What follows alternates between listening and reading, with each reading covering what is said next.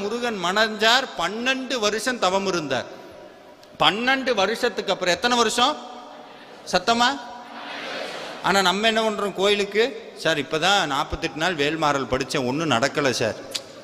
உங்க வீடியோ எல்லாம் பார்த்து படித்தோம், ஒன்றும்.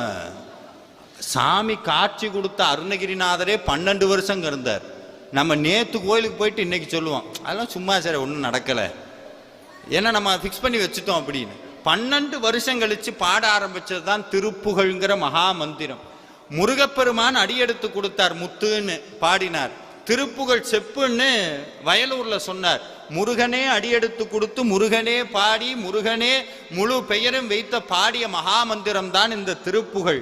யாரெல்லாம் இந்த திருப்புகழை பாடுகின்றார்களோ, யாரெல்லாம் இந்த திருப்புகழை மனமுருகி முருகனுடைய திருவடியில் பாடுகின்றார்களோ, அவர்கள் அத்தனை பேரினுடைய மனதிலும் முருகப்பெருமான்